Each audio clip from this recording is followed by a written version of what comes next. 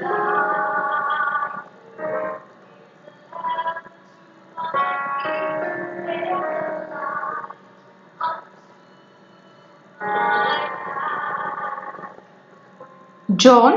chapter 11. A man named Lazarus was sick. He lived in Bethany with his sisters Mary and Martha. This is the Mary who later poured the expensive perfume on the Lord's feet and wiped them with her hair. Her brother Lazarus was sick. So the two sisters sent a message to Jesus telling him, "Lord, your dear friend is very sick." But when Jesus heard about it, he said, "Lazarus' sickness will not end in death. No, it happened for the glory of God, so that the Son of God will receive glory from this." So, although Jesus loved Martha and Mary and Lazarus, he stayed where he was for the next 2 days. Finally, he said to his disciples, "Let's go back to Judea." But his disciples objected. "Rabbi," they said, "only a few days ago the people in Judea were trying to stone you. Are you going there again?" Jesus replied, "There are 12 hours of daylight every day. During the day, people can walk safely. They can see because they have the light of this world. But at night, there is danger of stumbling because they have no light." Then he said, "Our friend Lazarus has fallen asleep, but now I will go and wake him up." The disciples said, "Lord, if he is sleeping, he will soon get better." They thought Jesus meant Lazarus was simply sleeping, but Jesus meant Lazarus had died. So he told them plainly, "Lazarus is dead, and for your sakes I am glad I wasn't there, for now you will really believe.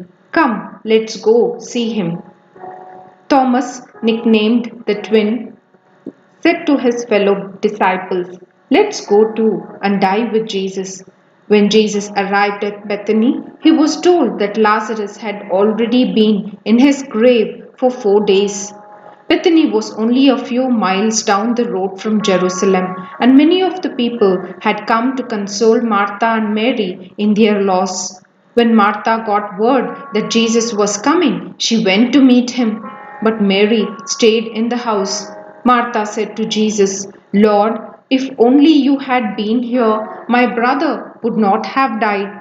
But even now I know that God will give you whatever you ask." Jesus told her, "Your brother will rise again."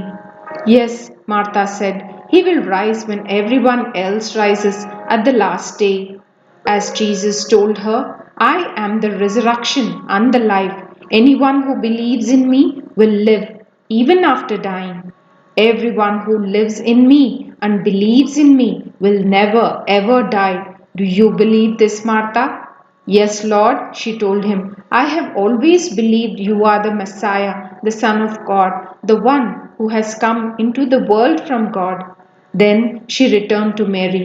She called Mary aside from the mourners and told her, "The teacher is here and wants to see you." So Mary immediately went to him. Jesus had stayed outside the village at the place where Martha met him. When the people who were at the house consoling Mary saw her leave so hastily, they assumed she was going to Lazarus' grave to weep. So they followed her there. When Mary arrived and saw Jesus, she fell at his feet and said, "Lord, if only you had been here, my brother would not have died."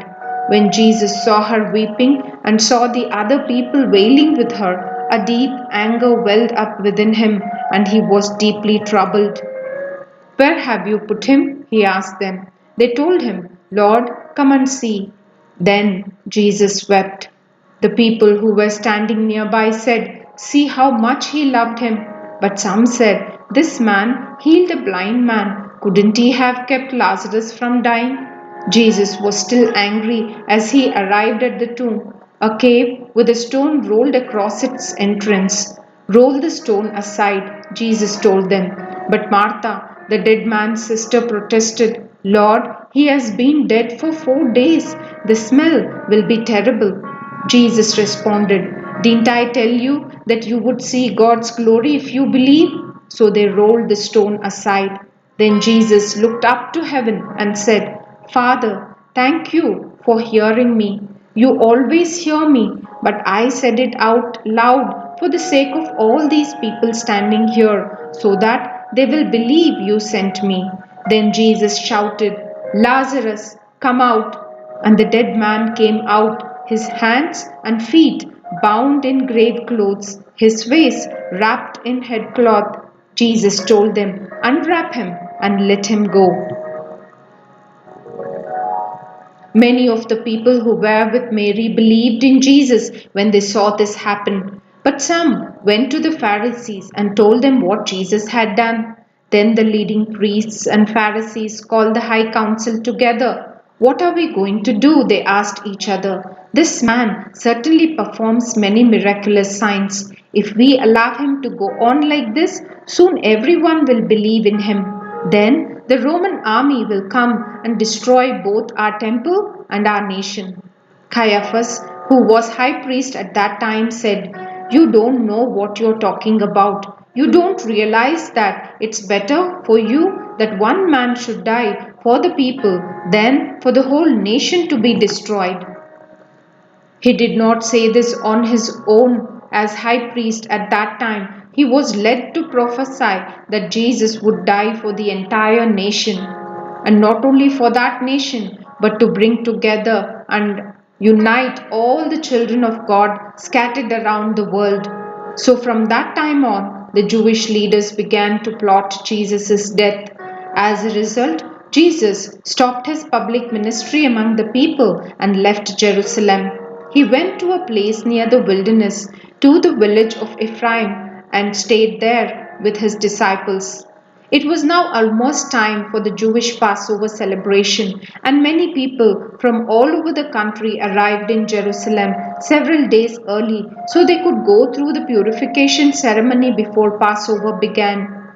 They kept looking for Jesus, but as they stood around in the temple, they said to each other, What do you think? He won't come for Passover, will he? Meanwhile, the leading priests and Pharisees had publicly ordered that anyone seeing Jesus must report it immediately so they could arrest him.